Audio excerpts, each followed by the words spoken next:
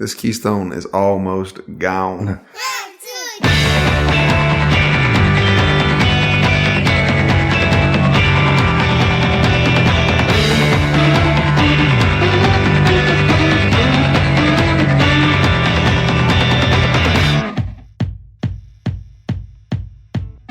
Hello, everyone. My name is John Edwards. With me, as always, is Zeke Baker, the mustachioed man, the man of mustachioed mystery legend, Zeke Baker.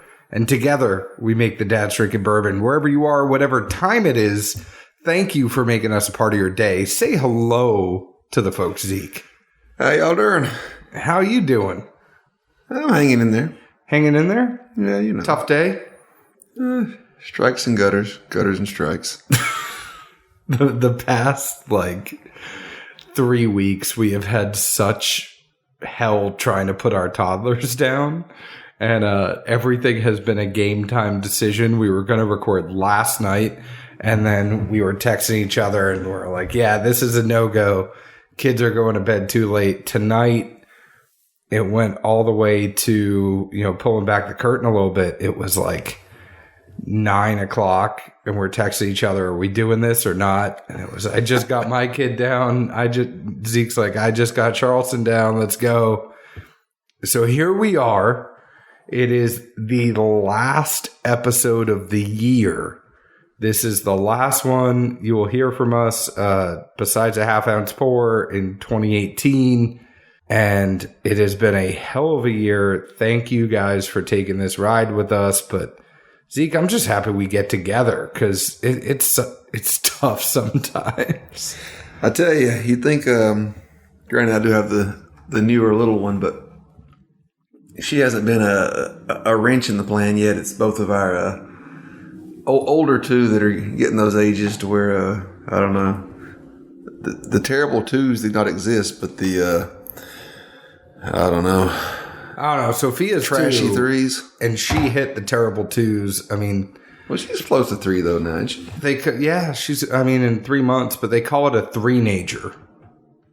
So that's the thing they say is that they're a three-nager, and they're just getting all their independence, and they want to tell you that they can do everything, and they want to say no, and they're really trying to test their boundaries for independence and all that stuff. And it just means that she yells at me, and I have 2 women in the house yelling at me. Well, amazingly enough, everything they want to be independent and do doesn't do a damn thing to benefit me.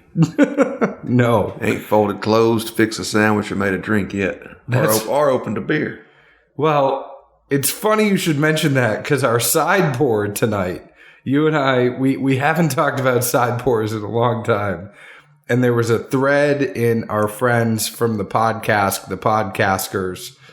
They have a Facebook group, and we're in that one along with ours, Dad's Drinking Bourbon. Go ahead and join both the groups. They're fun. But something was going on in beers and light beers, and Zeke and I decided to throw back to college tonight. Our side pour is Keystone Light.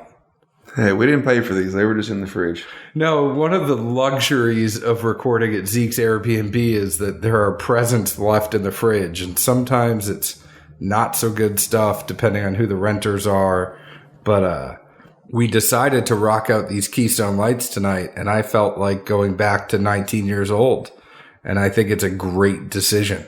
I don't know if I'd say it was great, but they changed these cans around a little bit. Yeah, it's marketing. Still tastes like damn near water. I don't know. Keystone Light, the only time I ever drank these was when I was floating a river or something, just because you could drink them the entire day, not be dehydrated, still able to drive home, not cramp up. I mean, golden. Well, the thing that you guys didn't have in the South that I had growing up in the North is 30 racks. And I don't know if they ever came down here, but you could get a 30-pack of Keystone Light for $9.99. Oh, no, I remember that. When did they hit down here? Because I don't know. I mean, I remember buying like 30 packs of Southpaw when I was in high school. Well, we got 30 stones for $9.99, and that was a favorite in college for that reason. It was awesome. I just know the one time I was in charge of getting a keg, I rolled with the Pabst. They never asked me to get a keg again. Really? Brilliant. I would imagine that a keg of Pabst is pretty damn good. Pretty damn cheap, or used to be. It's pretty damn cheap, but it's not. I like PBR. Hey, I mean, this is before, hipsters and all that stuff decided it was trendy, and I don't know. I always got yelled at. I just laughed and said, look, it's the cheapest thing out there. We're on a budget. It's college. It's all going to end the same way no matter what. Well, we are going to sip these stones, and we are going to enjoy them. The other thing that we are going to do tonight is we are going to do a blind from our friend Chris Walters. He is in the Dad's Drinking Bourbon Facebook group. He's in a couple other groups we're in. He's a good guy. I think you know him from Georgia, don't you? We're just both coincidentally, Georgia. Oh, so you both just I thought everybody in Georgia was related. No. Only certain counties. And that's always inside the county line, not out. Not outside? Well, you don't want any crossbreeding. Well, Chris was nice enough to send us a blind of 5 different whiskeys. We do not know what these whiskeys are right now. We'll take a break and drink them. They have all sorts of shapes on them. So he sent us bottles instead of labeling them 1, 2, 3, 4, 5. We have a diamond, a square, a circle, a pentagon, and a triangle. So we're going to figure this out. What's a little scary is that Zeke actually has the answers to these. We don't have an actual envelope that we can open. If you guys send this again, please send an envelope because I don't trust Zeke with this email. What you should be more thankful of is I happened to dig back in the box to reuse the packing supplies. And that's when I found the second set of samples because I assumed that the one set was for both of us to go through. And I was like, oh, shit. There's a whole other set of samples. He did, Chris. You went above and beyond. You sent each one of us a whole set of samples to go through. This is awesome. We love it when you guys do this. We love tasting things blind, as you guys know. And the big show on our half-ounce pour shows that you can get on Mondays, that's when we do a straight whiskey. We don't do it blind and not straight whiskey like it's 2 years old, but we drink it just as is, not putting it up against anything else. It is just a straight review. Those are 10 to 15 minute episodes, but this is where we like to do what we love to do, and that's blinds and side-by-sides and interviewing some people. And it's been a great year in 2018 before we actually get to this blind. We don't have time to do a big year in review show. We know we want to do a bigger show on BTAC, and we will pretty much do that one of the first couple of weeks in 2019. We'll review all the 2018 BTAC. Maybe not all of them, but we'll try. Yeah, I think we have every single one except for Sazerac that we have access to. Yep. So we'll give you our notes on those. We will try to do some half-ounce pours on those as well. We should have a half-ounce pour of Handy or Stag coming out before Christmas. So you should see these things that are trickling in over the next couple of weeks. We know it's BTAC season. We know it is hunting season, raffle season, waiting outside store season. So anything we could do to get some knowledge your way, we want to try to do that quickly. But in 2018, I can't think of a lot that got me super excited more than last year. No, I mean, not to downplay or seem, grim or... Don't be grim. Was it downtrodden? Is that a word, I think? Yeah, but... Downtrodden is a word. Use it in a sentence. I can't... Hey, baby steps. At any rate, we wouldn't say that this year was lackluster by any means as far as bourbon and things go, but just nothing really, overly piqued our radar a ton. And as far as trying to look at a whiskey of the year or year in review type show, just didn't really have a whole lot as we sat back and, looked at both of, our bars and what we had in our glasses most nights. And nothing really seemed to change dramatically. There might have been some picks here and there from various distilleries, which obviously some good one-off picks can really be a game changer, but that's not something that's overly accessible to everyone. And, I would say just in general, our normal daily drinking habits, if anything, I think we may have broadened our horizons a little more. At least I know I have. Dabbling in Armagnac a fair amount these days. I got into gin. Really have loved barrel-aged gin for me personally. Regular gin, I've had a couple I enjoyed as well. And I wouldn't say it was, lackluster of not having anything to get excited about in the bourbon world. I think it was just, literally changes of pace and, hitting different spots on the palate and trying to keep everything, fresh in there, so to speak. And I think a lot of this year we really focused on store picks more than going and chasing allocations. But if you think of what we've been able to try through this show, we've had Filibuster come in this year. We've had Pinhook come in this year. We've had Bernie Lubbers. We had the 9-year, 11-year, and we had the 14-year separately. But then we also of Old Fitz, and then we also had the new Parker's Heritage this year. Out of that group, I really like the 9-year Old Fitz. We've had Four Roses 130th. We've had Old Forester Birthday Bourbon. We've had the Wild Turkey Revival. There were some of these that I liked. I really like the Wild Turkey Revival. Old Forester Birthday Bourbon is always kind of a standard. Really like that Revival this year. I like the 9-year Old Fitz. I like the Four Roses 130th, but I didn't like it to go buy it at secondary. Yeah. If you're thinking about the hype beast on that, it was a good Four Roses, but I think it was a good Four Roses at retail. There's not a lot that I'm sitting here jumping up for joy. I never get excited over Pappy. It's just kind of, I think once you have it, you kind of know, like, all right, yeah. It's a lot of them are thin for me.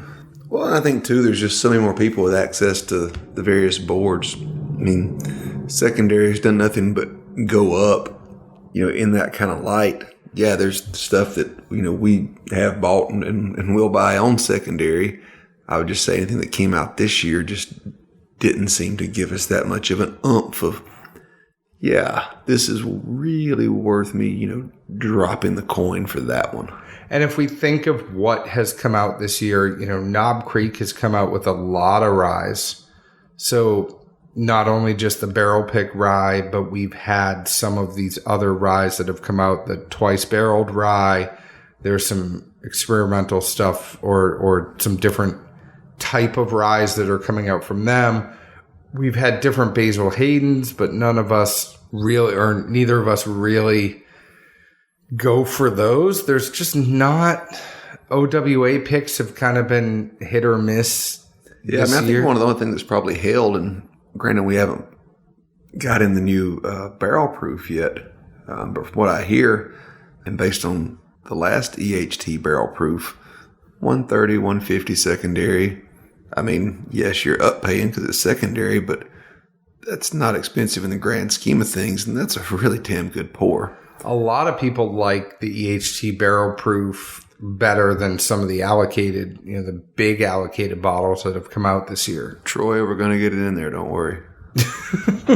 We have some of the, I think this was the year, if last year for MGP was the year of Bellmead, this year was the year for Blom Brothers. So, oh yeah, Blom Brothers really just exploded as, if you think about the progression, we have Smooth Ambler to Bellmead to Blom Brothers now. There are other places like Traverse City that are coming out with some MGP that are really good. I had one from New Mexico down at Carruthers last week that was an MGP that was pretty dang interesting. What was it? I can't even think of the name right now. I mean, I just know it was MGP, but I forgot to remember the label. Now, I think it'll be interesting, too, moving into next year is, some of these craft places are going to get to 3, 4, 5, 6 year juice. What should be, beginning to be a telltale sign of whose horse is pulling ahead, so to speak. Castle and Key's getting closer, I think. Willett's finally getting some stuff out there. Well, it's got a lot of 5 years out now that are really good. New riffs coming out with more and more stuff and really seeming to appeal to the masses. So, I look forward to, as these crafts are finally getting into what should be more of a sweet spot, really seeing who does have some good juice and also hopefully with as much competition as there is in the market, some of these guys that are just a little bit too high, folks just finally start looking at them and saying, look, we enjoy the product you have. It's good. It's not old enough to be great yet. I think it could be, but you need supporters. Yeah, and you're bringing up some things I wanted to touch on too, because I think New Riff's own distillate was a big story of this year. A lot of people have just been loving that New Riff. I keep having a pick, the Ken Riffy Jr. That you still haven't brought me to taste. Well, that's what I'm saying, that I keep forgetting to bring over. That's convenient. So remind me the beginning of the new year that I have to bring that over. We've had the hype train come up and down on Jay Mattingly this year. We've even had locally in Nashville, Heath Clark, his bourbon is now 4 years, so bottle and bond. So we got to try that. That's a real refreshing bottled and bond that has a lot of interesting notes. And if you like malted stuff, that comes out just like the Stranahan Snowflake that we were lucky to get from our buddy Nate, 5280 whiskey. But I think there are a lot of options that are coming out, like you said, that for people that don't want to go run and chase allocated bottles anymore, there are a lot of options that are coming in at decent prices. And those decent prices, I'm going to put anything that's under $100. There are people that are going, even in Nashville, when you wanted to go get Stag or anything like that, it's $150 now. Those allocated whiskeys are no longer being sold at $89.99. So if you want to get something good under $100, I think that New Riff is coming in at $50. Our kind of standard things have been Russell's Reserve, Four Roses picks. There have been a ton of good Russell's Reserve picks this year, a ton of good Four Roses picks. And then if you think about it too, we are ending the year on the note that OWA is doubling in price. Oh, yeah, I forgot about that. And we would be remiss if we did not talk about that, because that might change my opinion on OWA a little bit. Because if you think about it, it really should be a $20 to $30 bottle. And a lot of stores have been selling it from $40 to $50. And if I just got one the other day that was $40. There are others in town that are $50 for $7.50. I'm not going to go buy it if it's a $60 bottle. I think the bigger problem there is the quality that's fallen off this year. Countless picks were fair to middling. Some didn't even hit, par for the course. I feel like almost, interestingly enough, looking at, 2019 coming up after this year where, the big guys still put out good juice, still had some great picks, but they really stayed in their lanes, so to speak, and nothing really, jumped up on the seismograph.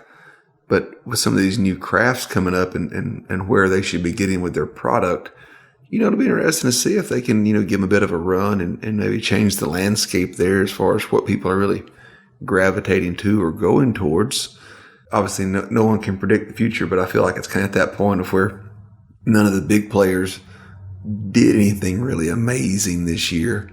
So it kind of leaves the door open for somebody to, try and get their foot in there. And another thing we talked about this year, Old Ezra 7, which I think was a very good pour for $40. And some stores have since raised the price up to $75, which kind of made me go, I don't know if this is a good pour anymore. I turned away and walked out. Well, that's what means.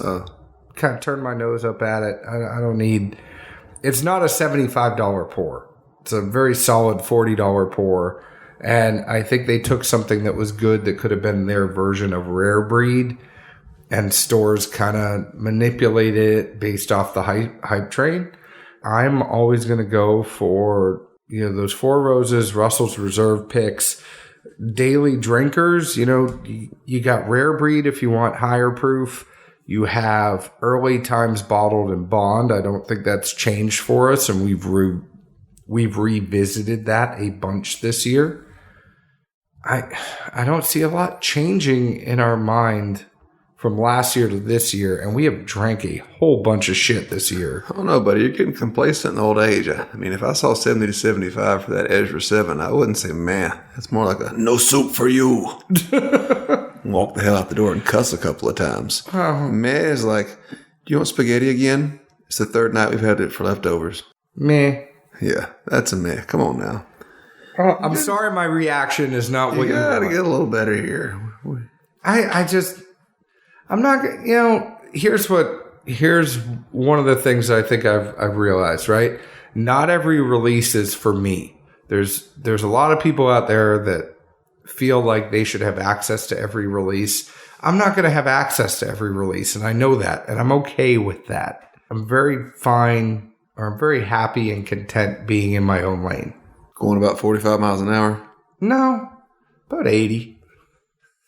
You're going 100. Hey, until you learn to drive with your knees, boy, you got a long way to go. Yeah, never drive with... I did learn that this year. Don't drive with Zeke, and he only drives with his knee. Doesn't have his hands on the wheel half the time. It's a very rural redneck thing. I don't think it's a rural redneck thing. It's kind of a Zeke thing. No, everybody I grew up with drives that way. At one point in time, my best friend, he had 2 cell phones, and he was talking on both of them at the same time. Me on one, and I don't know on the other, a while back. And I was like, man, you realize this probably ain't the safest predicament to put yourself in. He said, Zeke, if God didn't want me to talk on these phones right now, he wouldn't have given me knees. And I said, hi, brother. We good. Is there anything else you want to say closing out 2018? I'm going to throw this out there. We've got some more stuff lined up, and I told John I didn't want to let the cat out of the bag, but at the same time, with raffles going on, people getting allocated stuff, et cetera, this time of year, our biggest thing is always, what's the bang for the buck, and we don't want to do anyone a disservice, especially if they're spending their hard-earned coins on it. Other than SAS 18, I've had the 4 BTAG releases this year. My own rankings were Handy, then Stag, then the Eagle Rare, and then William LaRue. Very just brief overnote, since most folks always say the Weller's the best, it just got really hot and messy for me on the back end.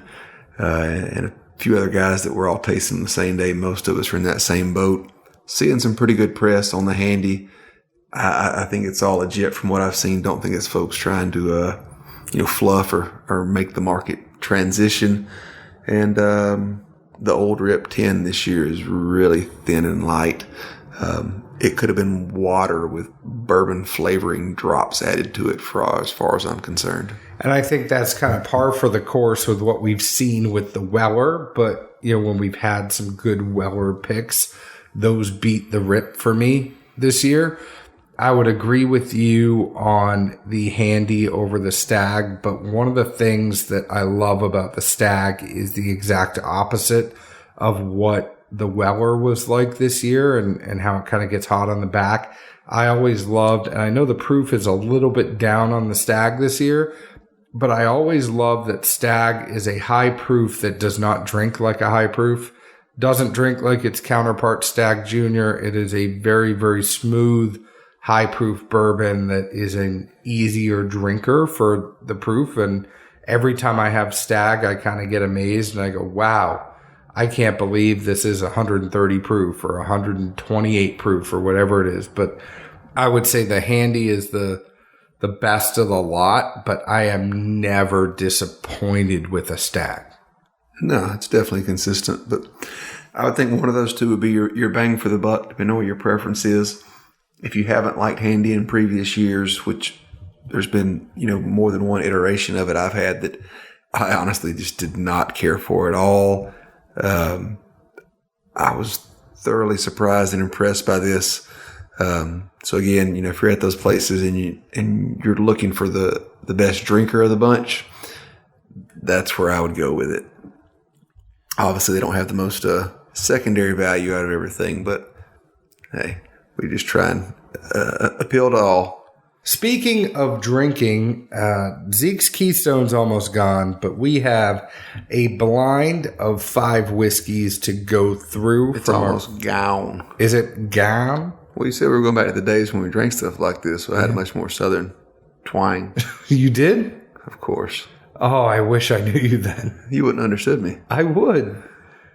I have Scottish friends I can understand. I had to have a translator in pharmacy school. You did? I mean, he wasn't an official translator, but people would be like, what did dumbass say? Da-da-da-da-da-da-da. I'm like, yep. They're like, right there. Right there, Your Honor. But we are going to drink these 5 because we love doing blind tastings. We'll take a break. We will come back. I'm sorry it's taken so long to finally get to actually drinking, but I'm really interested to see what these were. I know Zeke has the answers. We'll give you our tasting notes. We'll give you our initial thoughts, and then we'll figure out what these are. So let's take a break. We'll be right back. All right, and we are back. In the break, we had 5 whiskeys. We went live. We said hi to all of you. If you were able to catch that on our Facebook group, Dad's Drinking Bourbon, it's a private group. Answer some questions. Come on in. We'd love to have you. Zeke, let's get this show on the road. What was your favorite out of these 5? My favorite, I don't know. I really liked the diamond one. It was interesting. I don't know. I don't know if I liked it the most or it was just really that intriguing to me, especially with what I picked up off the nose and palate compared to everything else, at least. That might have probably been a little helper there as well. How about yourself? I like the square. Triangle was probably my second. So I would go square, triangle. The diamond was actually my least favorite. Well, that's what cracked me up was I heard you mumble that the nose really messed you up on it, quote unquote. And I was like, man, I don't know how it messed him up. Just made me fucking hungry. Well, it had nothing like that for me. So what are these? Let's figure it out because we know diamond is your favorite. Square and triangle are my favorites. Let's figure out what these are, and then we will or do you want to go through your notes for each one and then reveal afterwards? No, I mean, at this point, we've said what our favorites are. Let's actually let the people know what we're talking about. I know this means you have to look up an email. No, I've got it. You pick where we start. We'll start with the diamond. That was your favorite. Diamonds you go ahead and give forever. me your notes. Nose-wise, I thought it was just really sweet. It almost reminded me of Sweet Carolina, which if you've never heard of it, you probably won't be able to find it other than the discontinued rack. It was Buffalo Trace's version of SoCo before they bought out SoCo, which has now been discontinued. Only reason I know about it is because it was on sale at Elixir for a very reasonable price. I know you talked about it for a while. I mean, it was good, especially in the summertime. You and TJ were talking about crushing. TJ got a little commission off every bottle that was sold for a week, so I had to take 1 or 2 for him. I mean, come on. All right, so it was, you liked the nose. Yeah, beyond that, I thought it reminded me of like lemongrass or almost new grape. And then I really got this berry grape flavor thing. I don't know. I said it was somewhere between if you made like a blueberry or a raspberry or strawberry pie. Somewhere in that medley was where I really got this on the nose. Palate-wise, at first it was still grapey. I don't know. I just kept getting that note. Then I had like what reminded me of the sweetener used in chewing gum. And then I had that, some corn eventually showed and a little bit of cinnamon at the back. But again, I almost thought this was not a straight whiskey. I mean, it seemed like there was something added to it or something. I felt the same way that something was added to it. I noticed, and we normally don't mention color, but this one was very much lighter in color. I got the nose was fruity, but somewhat like paint or paint thinner.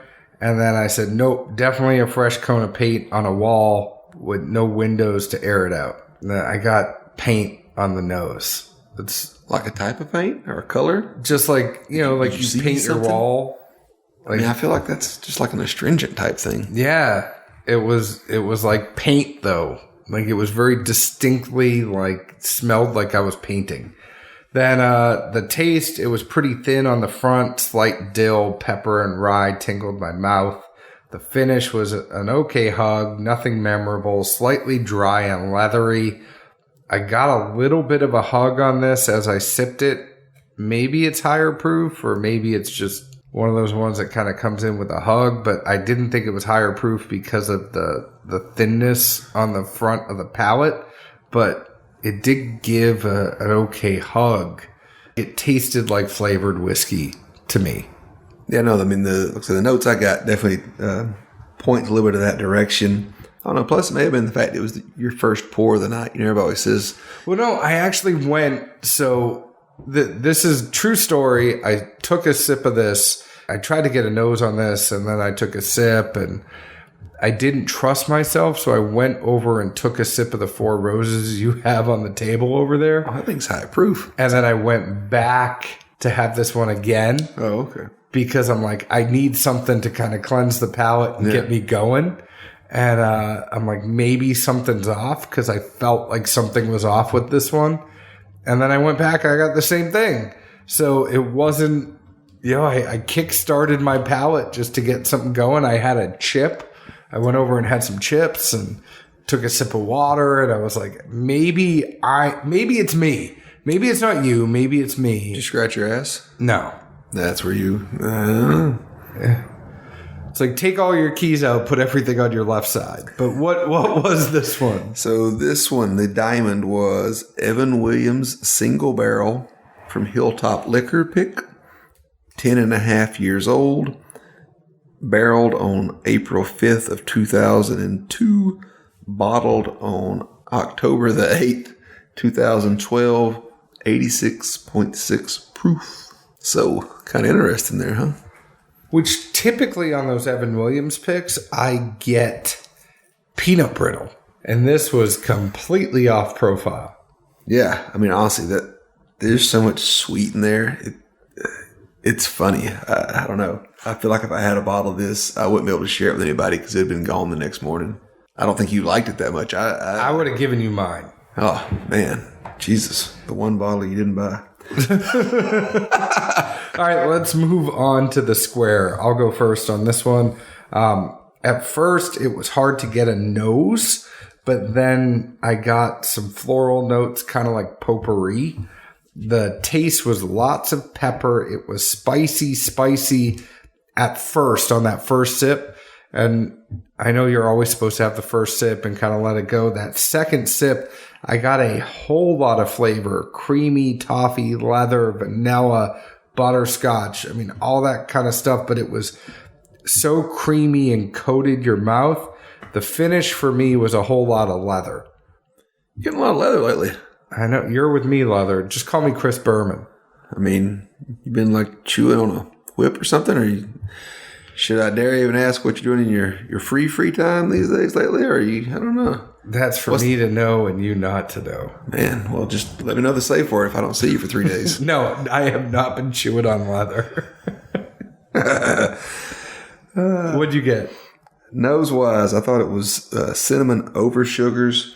It was really floral and aromatics. I said it was springtime fresh. At one point, it really seemed to remind me of waffles for some reason. I think it had to do with the warmth and that kind of stuff. Like the cinnamon over the sugar, maybe a waffle with a drizzle of some cinnamon or something. Palate-wise, I also thought it was really rye at first. Then I caught a wave of some sweetness that came through. Not to cut you off, but I had the same thing. And if you remember, as we were going through the blind, I said, are all of these rye? But that's when I looked at you and laughed. Yeah. Yeah, but then I had another sip and I was like, okay, this one isn't a rye. It's just spicy. Moved around. Yeah, I think the rye just showed its head first. Then there was a good wave of sweet. It was a really thick pour that held on to you, so to speak. And then as it moved toward the back end, the cinnamon came out, some barley came out. Nice complexity and really just a nice array of flavors. I thought anyway. So the square was Russell's Reserve, Whitlock Package Pick, Rickhouse D, Floor 5, 6502, and like other Russell's Reserve picks coming in at 110 proof. And John is still confused as I'm the stat boy for tonight, which throws him into a tizzy. I know. I'm not used to this. Let's go on to the circle. It's interesting. No, sorry. That's interesting. It's not. I didn't get like the turkey signature on that one, but I did like it a lot. I did as well. I thought that there was more thickness to it than flavor, which was kind of my gripe with Stag this year, was that, just incredible viscosity in the pour that just sticks with you and is there and kind of fights you as much as you fight it as you work it around. Just not a flavor bomb. Picked up different things at different times, but none of them, ever gave me an uppercut or more than a jab. Agreed. Let's go to the circle. I thought this one was interesting because it was the darkest of the bunch. So we normally don't comment on color, but this one and the last one we had, which was the triangle, those were the two darkest out of this. It was, the nose was super interesting for me on this. It was like creamy candy, almost like being in a candy store. Like you're getting hit with all these different sweet notes and you can't really discern one except knowing that it's super sweet and it's just thick candy like you're actually in the store. I got some young citrus on the taste with some butterscotch and toffee. It coated my mouth really nicely, but I did get hints of youth in there, I think. The finish was short, no mint on the pillow. That's what I got there. What about a kiss on the forehead? No kiss on the forehead, no mint on the pillow, nothing. Any thoughts? What do you mean? Like what it was? I don't know. Oh, John. It certainly wasn't peerless. Well, it was certainly something you've had more than once. I can't wait to... What was it, Elmer T. Lee? No. Laughably, because when I took my notes for this, like the light bulb went off, and I was like, ooh, I think this has to be what this is. I want to see if John gets it or not. This is the inverse of that moment with Elmer T, just because it was laughable. Like, I wonder if he's going to pick this up.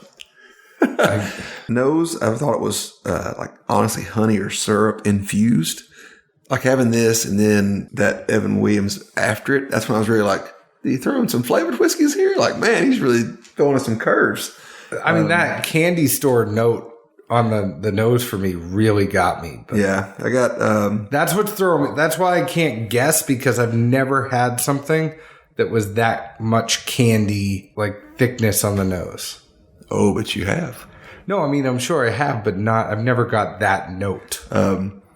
My second guessing thought to myself was maybe it's just young corn, but it had just a really good sweetness to it. Palate-wise, I thought it was barley, then corn sweet. It reminded me of a honeycomb in that kind of sense. Just like if you're pulling it out of honey, that's where my mind went for some reason. Got some vanillas toward the back, and if anything, it just seemed like a very alcohol-y butterscotch. And John, you can read my question mark there, and that was from the nose. Really? You even have a bottle at home, folks. This was MB Roland Bourbon, picked by the Firewater Review, Grandma's Candy Bowl. It was picked actually while they were here in town one weekend, and we had it the day they picked it. That's interesting because those would be the notes that I get. Like knowing the age there, having some citrus on there, but there was a lot of... like between their pick and then that Prov pick, which I think I probably sipped on it more than you have, even though it's over here. Both are very similar. The Prov one just has more of a chocolatey tone to it, and theirs just went super candy-ish. Both really good single barrels. And I think that's why Grandma's Candy Bowl... Well, right, it's so fit, and I haven't cracked that bottle yet, And now I'm going to crack that bottle when I did like this. Well, that's your own fault. I cracked it today. I got it. Yeah, I didn't crack it yet. Sheesh. I'm busy going through, I'm at the end of the year purge right now. I am trying to drink down. I just finished a bottle of Peerless that I did not want to finish. Oh, God. But I mean, bless your heart, John. I paid so much for it that bless your heart. F you too. All right, let's go to the home base. What'd you get for the Pentagon? Oh, I actually thought it was a hexagon. That's why I've been confused the whole time. Nose-wise, you don't know shapes. I barely saw it because it was sitting in front of you. It's got 5 sides. I didn't look that close. I said, "Is it a hexagon?" You said, "Yeah." I can't help you. Don't pay attention. I just don't listen to you and say "yeah" a lot. It's unanimous across multiple platforms, John. Friends can vouch. The child that walks into a theater halfway. I just thought it's unanimous that people don't listen to you and just say yes. Nose-wise, I laugh at myself after I wrote this down because I put down herbal essence tea. But I think herbal essence is like a shampoo or some shit, isn't it? Yeah. So I don't know. What is it? Herbal essentials? Is that a tea? I don't know. Amy buys these things, man. I don't know. She's like, "Will you steep a tea in there?" And I don't know. It just reminded me of one or multiple of those that I've had the pleasure, quote unquote, of steeping.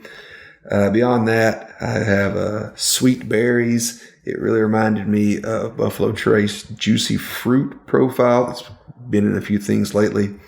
Had honeysuckle, honeydew, cantaloupe, or honey, I just can't hear you. I'm drinking. Palette-wise, had noticeable char at first, which really caught me surprisingly. Then it seemed kind of chalky even. After that, I got some faint hints of the nose, but nowhere near as much as I had expected. This one definitely did a 180 on me. The nose was like books or magazines, not like a dusty, but like newer ones with a hint of fruit. So I got some fruit there, but it was like a papery smell. It was interesting. The taste was astringent, spicy, but not pepper spice, somewhat citrusy. It was kind of a youth to me, and I think some of the Buffalo Trace notes would apply.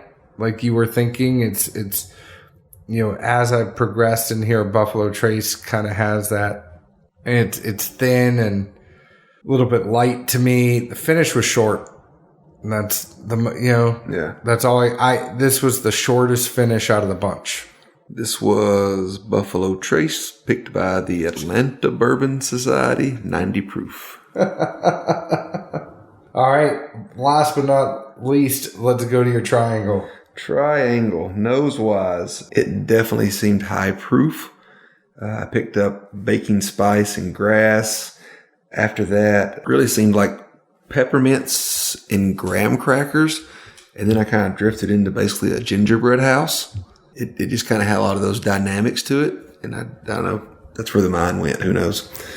Palette-wise, really rye and barley. And it was hard for me to explain this, but all I could really rationalize in my head was it seemed to be more sap than piney. I think just the kind of heaviness and that, dry barley to it on the back end. And I just put it was more sap than piney. It had a bitter reminiscent of, natural honey. So interesting about this one, my notes, I said this definitely on the nose, I said definitely has a rye signature to it. I got dill, vanilla. I did get a little bit of the graham cracker that you got in there. And it was like a dill with some cookied stuff. So for the taste, I got dill with vanilla. And definitely those rye spices but it was like a deeper, it wasn't like hot rye. It was just, I knew the rye was there. Finish was medium to long. This was one of my favorite, so if I'm thinking about my 3 favorites, I know I said the square and the triangle. I think square, circle, triangle. So I liked the Russell's Reserve, MB Roland, and then whatever this was were my 3 favorites. So I don't know what this one was, but you're about to tell me. It is Knob Creek Whitlock package pick, 14 years and 3 months, Warehouse W, Floor 2, Rack 40, Tier 1, 120 proof. And laughably, when I first read this, I just saw Knob Creek and thought, oh, it's a KC Rye. But at 14 years and 120 proof, that's a bourbon. I'm surprised I got the dill off of that. Yeah, I mean, I honestly don't recollect ever having a bourbon that was that far off profile for any of those KC picks even. I mean, I could have swore that stuff that we got that we didn't talk about before, Kentucky Owl Batch 8, we've had the Old Carter, we've had some Four Roses stuff, and that really kind of was like the Old Carter or the Willet Rise to me, where I would get dill. I'm surprised that's a bourbon, man. I mean, if I had to say that one of these was a rye, that would have been my first choice, and the Russells would have been my second. Yep. Hands down, like no questions asked. Always intrigued by off-profile picks, but that one, that gives a whole new extra degree of off-profile. That was off profile. I mean, there's no beam in that. I've put down a little. There's no nuttiness. Beam. There's no nuttiness to it. I did not get the signature characteristics you would expect from a Beam Suntory product. No, well, intrigued by that one for sure. If nothing else, though, I'll laugh when you tell me you finally cracked the candy bowl. I will be going home and cracking it tonight because that I really did like that one. Man, no, honestly, I laughed so hard at that because even on the nose, I was like, this is MB Rollin'. And I was like, oh, even better, this is the MB Rollin' that John and I have both tasted and both have a bottle. No, I have not opened it yet. Seth and Aaron. Seth and Aaron, you had a great pick, and I can't wait for us to pick an MB Roland with you in 2019. So you all should watch out for that one because it's coming. The other thing I should mention is 2018 was the year of Zeke's mustache. Hopefully 2019 is not the year of Zeke's mustache as well. But hey, 2018 is also when I donated the hair. You did donate the hair. And if you think about some of the stuff I've loved about 2018, we have, we did the tasting for St. Jude. We'll be doing that again in 2019. I would love to incorporate other things for that with the charity. We also, Zeke donated his man bun to Locks of Love. Mm-mm.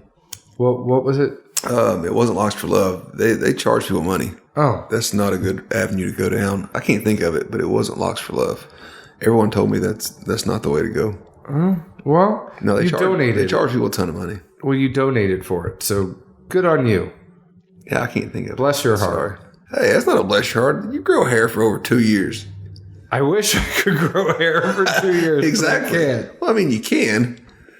Anyways, it's like, other parts of your body when you were probably 12 or 13. I know, but we've really appreciated this year with you all.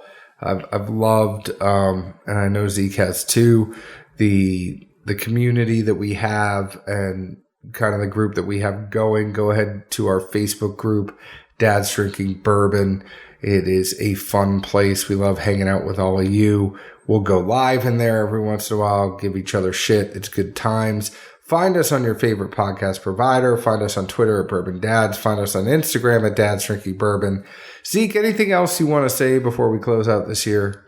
And we do hope to have, as John kind of alluded to earlier, some nice picks lined up in 2019 that, obviously what share or cut we can get our hands on. We definitely want to offer to you all first and foremost. That's what, one of the few things that means the most to us for sure. Beyond that, I can't think of too much. Good luck in, your store's allocations, raffles, or the hunting. Get in there and crack them and see where the proof is really in the pudding, so to speak. I like pudding. If somebody would have told me you're going to say that for 2018 BTAC, Handy's the best, I would have laughed and drank something and walked away probably, but here we are. Here we are. Cheers. Ciao.